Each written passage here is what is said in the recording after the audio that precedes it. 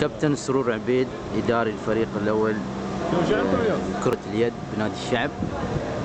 قدامكم مباراة مهمة في كأس صاحب سمو رئيس الدولة. شو كلمتك عن هاي المباراة؟ إن شاء الله نتمنى أن نحن نسعد الناس اللي وقفت ويانا، وعلى راسهم الدكتور، على راسهم الكابتن عدنان، على راسهم الأستاذ عبد الله الدح.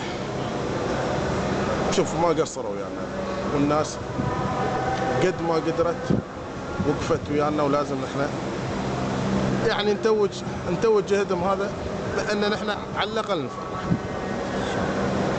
وحتى الجمهور إن كان عتب، إن كان أي شيء، نحن نحس إنهم خايفين علينا وخايفين على اسم نادي الشعب، واقفين ويانا، ونحن نتمنى إن نحن نسعد.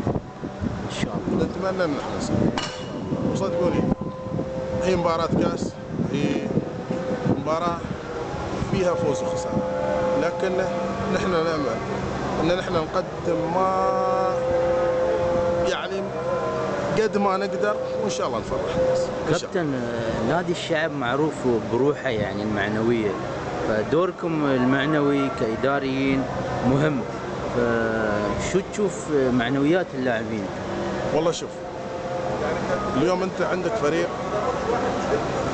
صغير في السن، يعني بالنسبة للفرق الباقية، لكن قد ما نقدر نحن الحمد لله قدرنا هالأسبوع أن نحن نبين لهم أن هذا إنجاز لازم يتكمل.